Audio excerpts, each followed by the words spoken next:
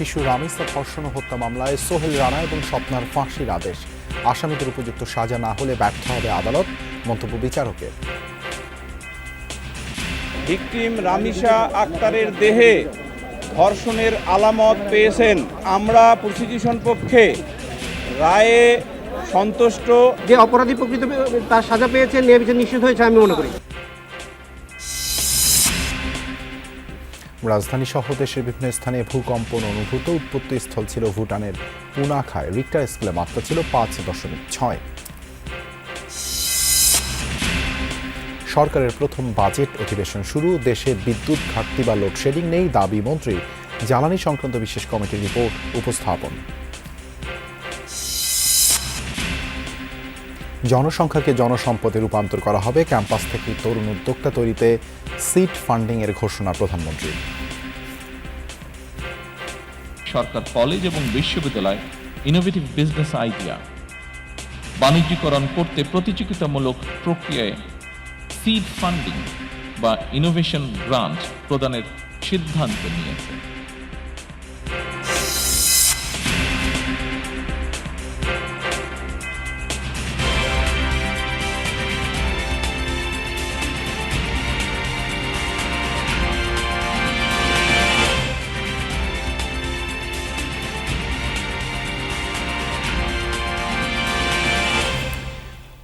আমন্ত্রণ যমুনা নিউজের সঙ্গে আছি দেবাশিস রঞ্জন সরকার। এতক্ষণ শিরোনাম দেখছিলেন। মিরপুরের শিশু রামিসা ধর্ষণ ও হত্যা মামলায় আসামি সোহেল রানা ও তার স্ত্রী স্বপ্না আক্তারকে মৃত্যুদণ্ড দিয়েছেন আদালত। ঢাকার শিশু সহিংসতা দমন ট্রাইব্যুনালের বিচারক মাসরুর সালেকিন এই রায় দেন। মাত্র 5 কার্যদিবসে বিচার প্রক্রিয়া সম্পন্ন করে রায় প্রদান দেশের বিচার ব্যবস্থার ইতিহাসে রেকর্ড। রায়ে সন্তুষ্টি জানিয়েছেন রামিসার বাবা ও রাষ্ট্রনিযুক্ত আইনজীবীরা। রিয়াজ রাহানের রিপোর্ট। যারা আমার এবং আমার পরিবারের বিপদের সময় সহায়তা করেছেন, মানসিকভাবে আমাকে সহায়তা দিয়েছেন, তাদের কাছে কৃতজ্ঞতা জানাই। এই সন্তুষ্টি একজন বাবার, যিনি উচ্ছলতায় ভরা শত আবদারের 8 বছরের নিজের শিশুকন্যার খণ্ড বিখণ্ড ছিন্ন বিচ্ছিন্ন মরদেহ দেখেছেন নিজেরই চোখে। রায় ঘোষণার পর তাই এমন প্রতিক্রিয়া। এই রায় বাস্তবায়ন হলে আমি সম্পূর্ণভাবে আমার মনের প্রত্যাশা, যে রায় এবং কার্যকর হলে মনের প্রত্যাশা, আমার আকাঙ্ক্ষা সেটা মিটবে। এর আগে সকাল থেকেই ঢাকা মহানগরের দায়রা জজ এলাকায় নিরাপত্তার কড়াকড়ি, কারণ চাঞ্চল্যকর রামিসা ধর্ষণ ও হত্যা মামলার রায় ঘোষণার দিন ধার্য আছে রবিবার। সকাল 8:30 থেকে 9টার মধ্যে আসামি সোহেল রানা ও তার স্ত্রী স্বপ্না আক্তারকে কারাগার থেকে আদালতে নিয়ে আসা হয়। এর ঘণ্টা 2 পর তোলা হয় এজলাসে।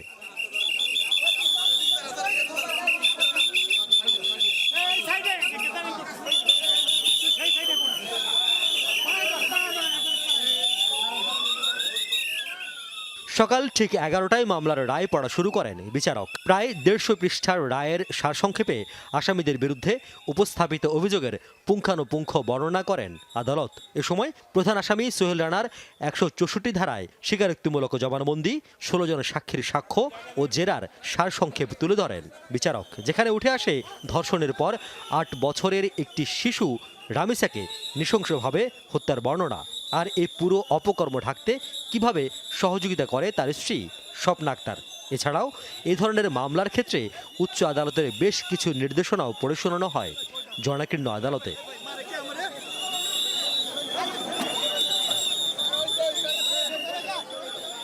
প্রায় 40 মিনিট আসামিদের অপরাধের ফিরিস্তি উপস্থাপনের পর মূল আসামি সোহেল রানার অপরাধ ও তাকে সহযোগিতার দায়ে স্ত্রী স্বপ্না আক্তারের অপরাধ একই বিবেচনায় নিয়ে দুজনকেই মৃত্যুদণ্ড দেন আদালত। এ সময় মৃত্যু নিশ্চিত হওয়া পর্যন্ত ফাঁসিতে ঝুলিয়ে রাখারও নির্দেশনা দেন আদালত। রায় নিয়ে নিজেদের প্রতিক্রিয়া জানান এই মামলায় স্পেশাল পিপি ও রাষ্ট্রনিযুক্ত আসামি পক্ষের আইনজীবী। আদালত তার ফাইন্ডিংসে ক্লিয়ারলি বলেছেন যে ডাক্তার তার সাক্ষ্যে, অর্থাৎ অটোপসি রিপোর্ট যিনি দিয়েছেন, সেই অটোপসি রিপোর্টে ডাক্তার ক্লিয়ারলি উল্লেখ করেছেন যে ভিকটিম রামিসা আক্তারের দেহে ধর্ষণের আলামত পেয়েছেন। আমরা প্রসিকিউশন পক্ষে রায়ে সন্তুষ্ট। যেহেতু এই আসামি আদালতের নিকট 164 দ্বারা জবানবন্দিও দিয়েছিল এবং মাননীয় বিচারিক আদালতের নিকটও সে নিজেকে দোষ স্বীকার করে অনুকম্পা চেয়েছে। সেহেতু এই আসামি এই কথিত চাঞ্চল্যকর ঘটনার সাথে এই সংশ্লিষ্ট নিজেই স্বীকার করেছে এবং সে ছাপা সাক্ষী দেয়নি। আমি যেহেতু সে ছাপা সাক্ষী দেয় নাই, তার মানে সে অপরাধী, যে অপরাধী প্রকৃত তার সাজা পেয়েছে, ন্যায় বিচার নিশ্চিত হয়েছে আমি মনে করি। রায়ের পর আসামিদের কড়া নিরাপত্তায় নেওয়া হয় কারাগারে। মৃত্যুদণ্ডের পাশাপাশি সোহেল রানাকে 5 লাখ ও স্বপ্নাকে 2 লাখ টাকা অর্থদণ্ড দেন আদালত। 2019 সালে ফেনীর নুসরাত রাফি হত্যা মামলায় 16 জন, 2022 সালে মেজর সিনহার সাথে হত্যা মামলায় 2 জন এবং 2025 সালে মাগুরার আসিয়া খাতুন হত্যা এবং ধর্ষণ মামলায় 1 জনের মৃত্যুদণ্ড দেয় আদালত। নিম্ন আদালতে এই মামলাগুলো খুব দ্রুত সময়ে নিষ্পত্তি করা হয়, কিন্তু উচ্চ আদালতে ঝুলে আছে বছরের পর বছর। এবার মিরপুরের রামিসা হত্যায়ও 2 জনকে মৃত্যুদণ্ড দিয়েছেন আদালত। এখন দেখার বিষয় কবে নাগাদ এই মৃত্যুদণ্ড চূড়ান্ত পর্যায়ে কার্যকর করা হয়। আইনজীবীরা বলছেন স্পেশাল ট্রাইব্যুনাল অথবা বিশেষ বেঞ্চ গঠন করা যদি না হয় তাহলে এই মামলাগুলো দ্রুত নিষ্পত্তি করা প্রায় অসম্ভব। রিয়াজ রায়হান, যমুনা নিউজ, ঢাকা।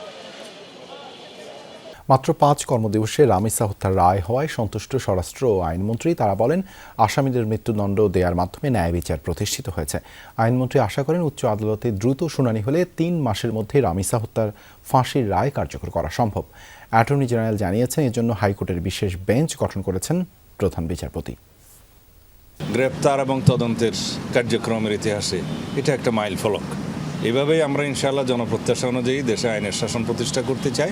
এই ঘোষিত শাস্তিতে আপাতত সন্তুষ্ট, আশা করি এটা উচ্চ আদালতে গেলেও এই রায় কার্যকর থাকবে। মাননীয় প্রধান বিচারপতি আমাদের এই যে বিচারের বিষয়টা তো তিনি উল্লেখ করেছেন যে নারী এবং শিশু নির্যাতন দমন আইনের অধীনে এই জাতীয় মামলা অর্থাৎ শিশু রামিসা, আসিয়া, এই সমস্ত মামলাগুলো শুনানির জন্য হাইকোর্টে একটি সুনির্দিষ্ট বেঞ্চ উনি গঠন করবেন, যেটা আগামী রবিবার থেকে কার্যকর হবে। ঢাকা সহ দেশের বিভিন্ন স্থানে ভূমিকম্প অনুভূত হয়েছে। রোববার রাত 11:36 এই ভূমিকম্প হয়। আবহাওয়া অফিস জানায় ভুটানের পুনাখার 5 কিলোমিটার দূরে ছিল ভূমিকম্পের উৎপত্তি স্থল, যা ঢাকা থেকে 432 কিলোমিটার দূরে। রিক্টার স্কেলে ভূমিকম্পের মাত্রা ছিল 5.6। কেন্দ্র ছিল ভূপৃষ্ঠের 10 কিলোমিটার গভীরে। ভুটান, বাংলাদেশের পাশাপাশি নেপাল, ভারত আর চীনেও ভূমিকম্পন অনুভূত হয়। ভূমিকম্পে এখন পর্যন্ত কোনো ক্ষয়ক্ষতির খবর পাওয়া যায়নি। দেশে বিদ্যুতের কোনো ঘাটতি নেই, তাই লোডশেডিংও নেই বলে সংসদে দাবি করেছেন বিদ্যুৎ ও জ্বালানি মন্ত্রী ইকবাল হাসান মাহমুদ। জাতীয় সংসদে এক সদস্যের প্রশ্নের জবাবে এ কথা জানান মন্ত্রী। জ্বালানি নিয়ে উদ্ভূত পরিস্থিতি মোকাবেলায় করণীয় সম্পর্কে গঠিত বিশেষ কমিটির রিপোর্টও সংসদে উপস্থাপন করা হয়, যেখানে আলাদা করে সুপারিশ করেছেন সরকার ও বিরোধী দলের সদস্যরা। এদিকে ধর্ষণের শিকার রামিসা সহ 4 জনের জন্য শোক প্রস্তাব গৃহীত হয়েছে সংসদে। মাননীয় সদস্যবৃন্দ, ত্রয়োদশ জাতীয় সংসদের প্রথম বাজেট অধিবেশন শুরুতেই সভাপতিমণ্ডলীর মনোনয়নের পর শোক প্রস্তাব। ধর্ষণের শিকার হয়ে নিহত রামিসা, ফাহিমা মিম, আমিনা ও তাবাসসুম আক্তারের জন্য সর্বসম্মতিক্রমে শোক প্রস্তাব গ্রহণ করা হয়। নিহতদের প্রতি শ্রদ্ধা জানিয়ে সংসদে 1 মিনিট নীরবতা পালন করেন সংসদ সদস্যরা। পরে তাদের রুহের মাগফিরাত কামনায় দোয়া করা হয়। রব্বানা আতিনা ফিদ দুনিয়া হাসানাতাও ওয়া ফিল আখিরাতি হাসানাতাও ওয়া কিনা আযাবান নার ওয়াদখিলনাল জান্নাতা মাল আবরার। এরই মধ্যে মৃত্যুবরণ করা 16 জন সাবেক মন্ত্রী, প্রতিমন্ত্রী, হুইপ ও সংসদ সদস্যের জন্য গ্রহণ করা হয় শোক প্রস্তাব। নিহতদের বিদেহী আত্মার মাগফিরাত কামনা এবং শোক সন্তপ্ত পরিবারের প্রতি আন্তরিক সমবেদনা জ্ঞাপন করছেন। অধিবেশনের শেষে জ্বালানি সংকট সমাধানে করণীয় ঠিক করতে গঠিত বিশেষ কমিটির রিপোর্ট উপস্থাপন করেন কমিটির সভাপতি ও বিদ্যুৎ জ্বালানি মন্ত্রী। কার্যপ্রণালী বিধি 211 বিধির 1 উপবিধি অনুযায়ী ত্রয়োদশ জাতীয় সংসদের সাম্প্রতিক জ্বালানি নিয়ে উদ্ভূত পরিস্থিতি মোকাবেলায় করণীয় সম্পর্কে গঠিত বিশেষ কমিটির রিপোর্ট উপস্থাপন করিলাম। রিপোর্টে আলাদা করে সুপারিশ করেছে সরকার ও বিরোধী দল। সরকারি দলের 13টি সুপারিশের মধ্যে আছে জ্বালানি তেলের কৌশলগত মজুদ সম্প্রসারণ করে কমপক্ষে 3 মাসের সক্ষমতা বৃদ্ধি করা, আমদানি উৎস বহুমুখীকরণ, জ্বালানি সরবরাহ ব্যবস্থা পূর্ণাঙ্গ অটোমেশন করে ডিজিটাল মনিটরিং চালু, অবৈধ মজুদ ও পাচার রোধে কঠোর আইনগত ব্যবস্থা জোরদার, বিকল্প জ্বালানির ব্যবহার বাড়ানো, বিপিসির পাশাপাশি বেসরকারি প্রতিষ্ঠানের মাধ্যমে জ্বালানি পণ্য আমদানি, রুফটপে সোলার প্যানেল বাধ্যতামূলক করার পাশাপাশি সংশ্লিষ্ট মন্ত্রণালয়ে সোলার চলছে কিনা তা তদারকি জোরদার। এছাড়াও সিস্টেম লস কমানোর জন্য পরিকল্পনা প্রণয়ন ও কার্যকর ব্যবস্থা গ্রহণ। আর বিরোধী সদস্যদের পরামর্শ, রাজনৈতিক প্রভাবমুক্ত স্বাধীন বিশেষজ্ঞ কমিটির মাধ্যমে সমীক্ষা পরিচালনা, সাশ্রয়ী বিবেচনায় কয়লাভিত্তিক বিদ্যুৎ উৎপাদনের সর্বোচ্চ ব্যবহার, অফশোর জ্বালানি অনুসন্ধানের মাধ্যমে গ্যাস ভিত্তিক বিদ্যুৎ উৎপাদন সর্বোচ্চ করা, নতুন স্থাপিত সিঙ্গেল পয়েন্ট মুরিং অবিলম্বে চালু করা, বড় পরিসরে সৌরবিদ্যুৎ বাস্তবায়ন এবং জ্বালানি সংকটকালে সরকারি দপ্তরে গাড়ির আসন সংখ্যার সর্বোচ্চ ব্যবহার করা সম্ভব হয়েছে। এর আগে এক সংসদ সদস্যের সম্পূরক প্রশ্নের জবাবে মন্ত্রী দাবি করেন, দেশে বিদ্যুতের কোনো সংকট নেই, তাই নেই লোডশেডিংও।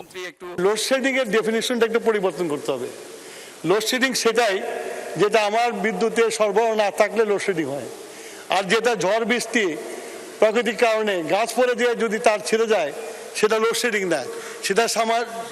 সেটাকে মেরামত করার জন্য যে সময়টুকু দরকার সেই সময়ের মধ্যে আমরা লোডশেডিং দিতে বাধ্য, বিদ্যুৎই যায় না সেখানে, আবার মেরামত হয়ে গেলে বিদ্যুৎ চলে আসে। সুতরাং লোডশেডিং হলো বিদ্যুতের যদি আমার ঘাটতি থাকে, বিদ্যুতের বাংলাদেশে এখন কোনো ঘাটতি নাই।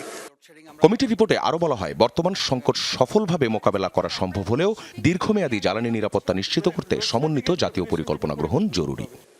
লোডশেডিং সেটাই 11 জুন জাতীয় সংসদে 2026-27 অর্থ বছরের বাজেট উপস্থাপন করবেন অর্থমন্ত্রী আমির খসরু মাহমুদ চৌধুরী, আর বাজেট পাশ হবে 30 জুন। সরবরাহ না থাকলে লোডশেডিং হয়। আখলাকুস সাফা, যমুনা নিউজ, ঢাকা। সরকার এমন কর্মমুখী শিক্ষা ব্যবস্থা গড়ে তুলতে চায় যেখানে শুধু সনদ প্রদান নয়, বরং দক্ষ মানব সম্পদ সৃষ্টি করা হবে। জনসংখ্যাকে রূপান্তর করা হবে জনসম্পদে। কর্মমুখী ও কারিগরি কারিকুলামের উপর জাতীয় বিশ্ববিদ্যালয়ের শিক্ষকদের প্রশিক্ষণ অনুষ্ঠানে এসব কথা বলেন প্রধানমন্ত্রী তারেক রহমান। জানান, দক্ষতা ও কর্মমুখী শিক্ষার বিকল্প নেই। এ সময় ফ্যাসিবাদী শাসনের চিত্র তুলে ধরে প্রধানমন্ত্রী বলেন, এবার ঘুরে দাঁড়ানোর পালা। এছাড়া ক্যাম্পাস থেকেই তরুণ উদ্যোক্তা তৈরিতে সিড ফান্ডিংয়ের ঘোষণাও দেন প্রধানমন্ত্রী।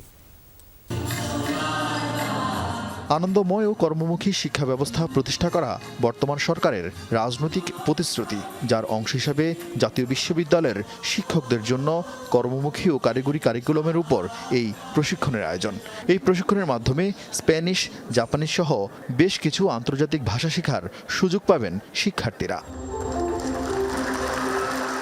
রাজধানী চীন মৈত্রী সম্মেলন কেন্দ্রে অনুষ্ঠানের উদ্বোধন করেন প্রধানমন্ত্রী তারেক রহমান। বলেন, দীর্ঘ ফ্যাসিবাদী শাসন শোষণে শুধু গণতান্ত্রিক অধিকারই কেড়ে নেওয়া হয়নি, বরং শিক্ষা ব্যবস্থাকেও বিপর্যস্ত করে দিয়েছে। গণতান্ত্রিক বাংলাদেশে আমরা ইনশাল্লাহ অবশ্যই ঘুরে দাঁড়াবো। এবার যেসব সাহসী মানুষ দেশে গণতন্ত্র প্রতিষ্ঠা এবং দেশ ও জনগণের স্বাধীনতা রক্ষায় আত্মত্যাগ করেছেন, তাদের অবদানকে সম্মান জানাতে চাইলে আমাদেরকে একটি জ্ঞানভিত্তিক রাষ্ট্র এবং সমাজ গড়ে তুলতে হবে। এ সময় শিক্ষা খাতে জাতীয় বিশ্ববিদ্যালয়ের অবদানের কথা তুলে ধরে প্রধানমন্ত্রী বলেন, চতুর্থ শিল্প বিপ্লবের যুগে বিভিন্ন পেশা যেমন ঝুঁকিতে পড়েছে, একই সঙ্গে নতুন নতুন কর্মসংস্থানেরও সুযোগ সৃষ্টি হয়েছে। প্রযুক্তিগত বিপ্লব মোকাবেলায় সার্টিফিকেট নির্ভর শিক্ষা ব্যবস্থার পরিবর্তে বর্তমানে দক্ষতা ভিত্তিক, প্রযুক্তি নির্ভর এবং বাস্তব ও কর্মমুখী শিক্ষা ব্যবস্থার গড়ে তোলার মনে হয় কোনো বিকল্প নেই। প্রাথমিক পর্যায় থেকে শুরু করে সর্বোচ্চ স্তর পর্যন্ত শিক্ষা কারিকুলামকে বাস্তব ভিত্তিক, বহুমুখী, কর্মমুখী এবং প্রযুক্তি নির্ভর করার কাজ ইতিমধ্যে শুরু করেছে।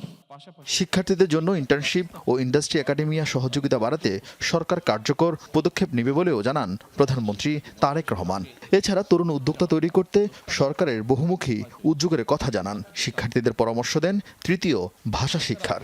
সরকার ক্যাম্পাস থেকে ব্যবসায়িক উদ্যোক্তা তৈরি করারও বহুমুখী উদ্যোগ গ্রহণ করছে। এরই অংশ হিসেবে সরকার কলেজ এবং বিশ্ববিদ্যালয় ইনোভেটিভ বিজনেস আইডিয়া বাণিজ্যিকরণ করতে প্রতিযোগিতামূলক প্রক্রিয়ায় সিড ফান্ডিং বা ইনোভেশন গ্রান্ট প্রদানের সিদ্ধান্ত নিয়েছে। এছাড়াও শিক্ষকদের পাঠদানের পাশাপাশি শিক্ষার্থীদের জন্য রোল মডেল ও সমাজ পরিবর্তনের অগ্রদূত হিসেবে নিজেদের প্রতিষ্ঠা করার পরামর্শ দেন সরকার প্রধান।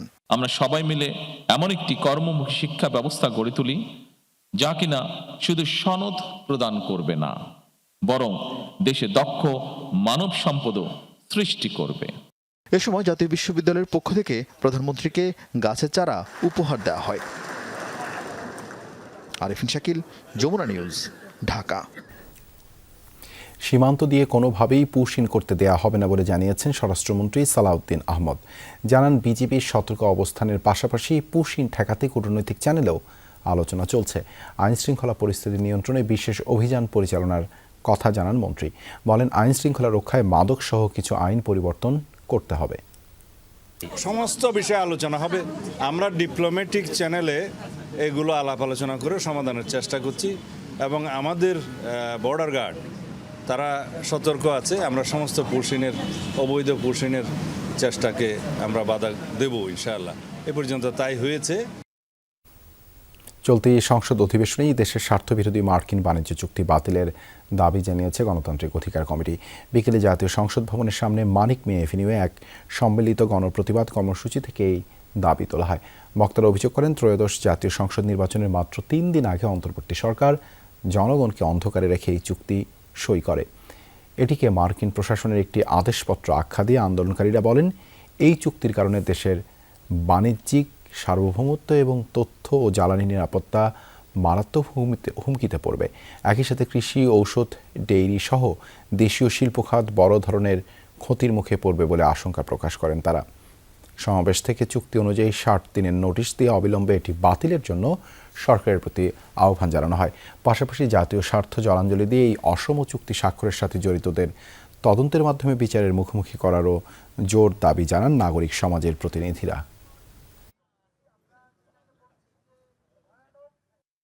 আমরা জনগণের বিভিন্ন অংশ এখানে এসছে, প্রতিনিধিত্বমূলকভাবে এসছে, কিন্তু আমরা মনে করি যেহেতু এই চুক্তি বাতিল আমাদের অস্তিত্বের প্রশ্ন, সুতরাং বাংলাদেশের সকল পর্যায়ের মানুষকে এই চুক্তি বাতিলের জন্য ঐক্যবদ্ধভাবে দাঁড়াতে হবে। ডিবি পুলিশের সাবেক প্রধান হারুনুর রশিদের বিরুদ্ধে তদন্ত করতে গিয়ে নতুন করে কক্সবাজার ও বাড্ডায় জমি ও প্লটের তথ্য পেয়েছে দুদক। মোটা অঙ্কের টাকা দিয়ে পলাতক হারুন হয়েছেন উত্তরা বনানীর মতো অভিজাত ক্লাবের সদস্য। দুদকের আবেদনের পর এসব সম্পদ জব্দের নির্দেশ দিয়েছেন আদালত।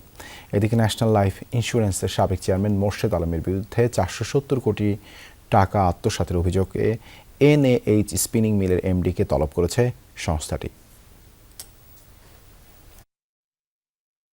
বনানী ও উত্তরার মতো অভিজাত ক্লাবের সদস্য ছিলেন ঢাকা মহানগর গোয়েন্দা পুলিশের সাবেক প্রধান হারুনুর রশিদ। অভিজাত এই ক্লাবগুলোতে 10 থেকে 15 লাখ টাকা দিয়ে তিনি সদস্যপদ নিয়েছিলেন। প্রভাব খাটিয়ে 2.5 লাখ টাকা দিয়ে সদস্য হয়েছে নারায়ণগঞ্জ ক্লাবেরও। হারুনুর রশিদের বিরুদ্ধে 17.5 কোটি টাকার অবৈধ সম্পদ অর্জনের মামলা তদন্ত করতে গিয়ে এসব তথ্য পেয়েছে দুদক। পাশাপাশি কক্সবাজার ও বাড্ডা এলাকায় তার নামে পাওয়া গেছে জমি ও প্লট। দুদকের আবেদনের পরিপ্রেক্ষিতে এসব সম্পদ জব্দের নির্দেশ দিয়েছেন আদালত। অনেকগুলো ক্লাবের সদস্য ছিলেন তদন্তকালে, সেগুলো তদন্ত কর্মকর্তা পেয়েছেন। তার স্থাবর অস্থাবর সম্পত্তি মূলত যাতে হস্তান্তর না হয়, বিক্রি না হয়, সেই উদ্দেশ্যে তদন্ত কর্মকর্তা বিজ্ঞ আদালতে আবেদন করেছিলেন। বিজ্ঞ আদালত এটার ফ্রিজ এবং প্রয়োগ করার অনুমতি দিয়েছেন। এদিকে ন্যাশনাল লাইফ ইন্স্যুরেন্সের সাবেক চেয়ারম্যান মোর্শেদ আলমের বিরুদ্ধে 470 কোটি টাকা আত্মসাতের অভিযোগে NAH স্পিনিং মিলের MD আবুল হোসেনকে আগামী 14 জুন তলব করেছে সংস্থাটি।